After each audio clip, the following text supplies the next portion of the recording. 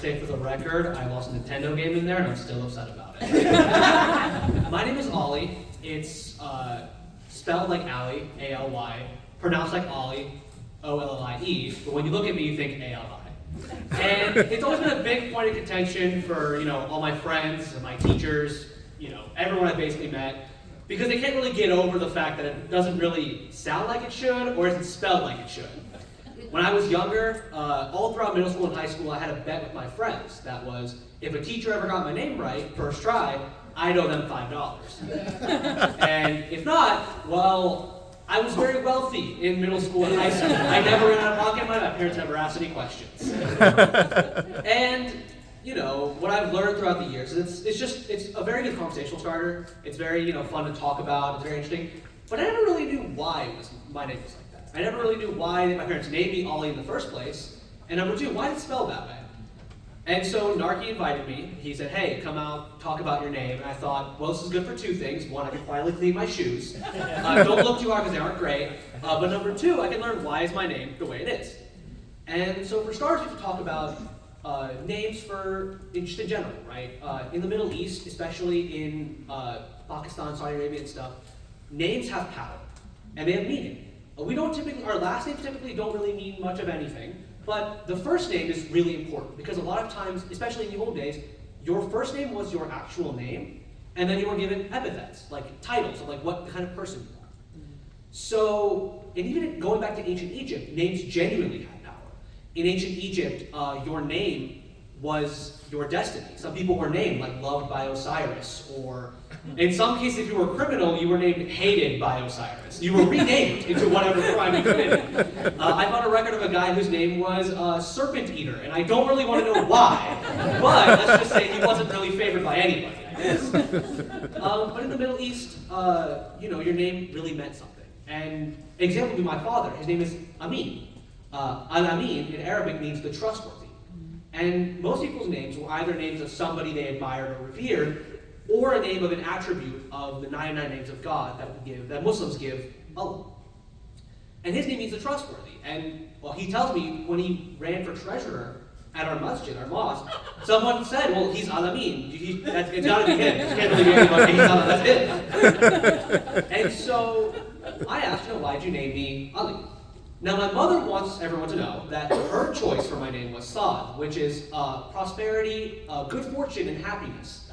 If I was ancient Egyptian, I'd probably be overjoyed by that. But when I thought about it, people just call me sad. So I'm glad we didn't really go there. My name, Ali, is named after Ali ibn Abi Talib, who was the fourth caliph, the nephew of the Prophet Muhammad, and somebody who is genuinely respected and looked up to by everyone in the Muslim community.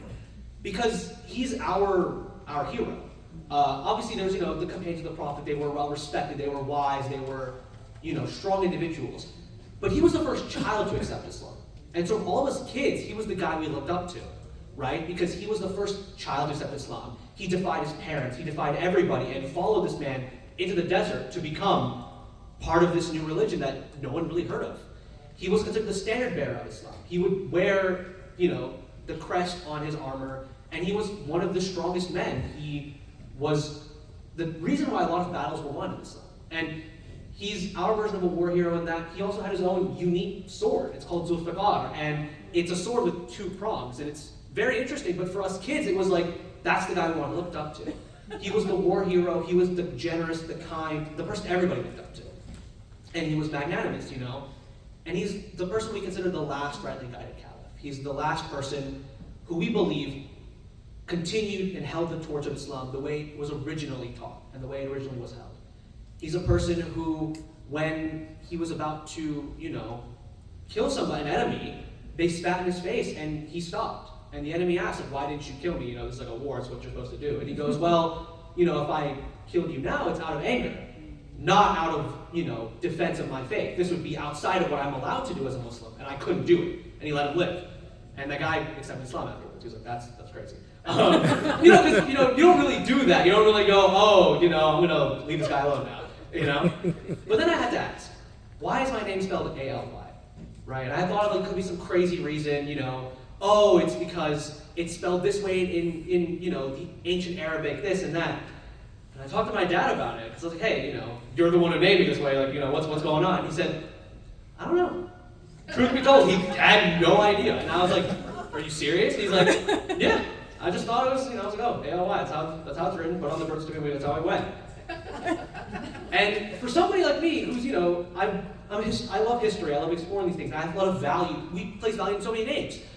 To hear that my name was just kind of like I kind of thought it was cool, it's a good name, it's a great name, but I kind of thought the spelling was cool, kind of shocked me a little bit, right? Because I did all this research, I did all this thinking, I took a month, I spent time on this, and I thought, while it's really anticlimactic in the end, it's just kind of named the way it is, it's kind of interesting, right? Where, oftentimes it's just kind of the way it is. And I thought about it and kind of indicated like how my parents are too, because my parents aren't really the kind of people who keep track of these things. I mean, I don't know the time I was born. I still don't know why that's important. People tell me it's more for my zodiac sign, but again, I don't know what that means. But again, they don't really keep track of that. And so I thought, it's an interesting way to get to know my parents. Like, oh, this is just a thing we thought of. And then I thought about it some more. Thought about it a little more, and I realized my dad's name is also spelled with a Y. His name is supposed to be spelled A-M-I-N, but it's spelled A-M-Y-N. And so I asked him about that too, and his response was, I don't know. And my mom thinks it's a family thing now. So she warned me this morning when I was about to tell the story. She's like, hey, just for the future, do not name your kid with any weird Y's in it. We will talk about it. So now I know. It's a family thing, so I will, remember not to name my kids any weird Y's. But I thought it was really interesting. It's a whole history of so many people, all culminating with I don't know, I just kind of thought it was cool.